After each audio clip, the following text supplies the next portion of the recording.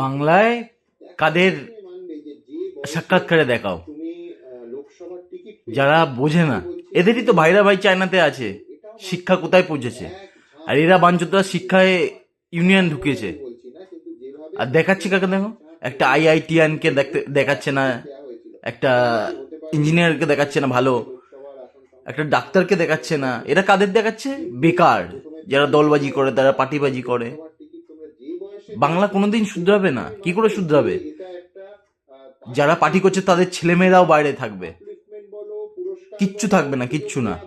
এই এদের দিয়ে নিউজ চ্যানেলে রে করছে। নিউজ চ্যানেলগুলো প্রথমে বন্ধ করা উচিত।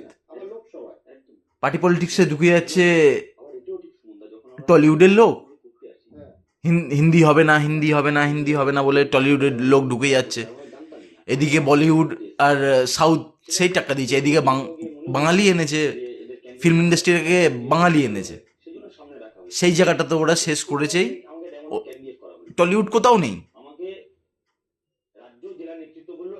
আর এই নিউজ চ্যানেল হচ্ছে মেন চতুর্থ পিলার, আমাদের দেশের চতুর্থ পিলার।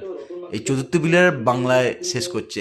একে এই লোকটার মুখটা দেখো তো, এ দেখে মনে হয় একটা আইআইটিয়ান, যে বলতে পারবে দেশটা কিভাবে ভালো হবে, রাজ্যটা কিভাবে চলবে।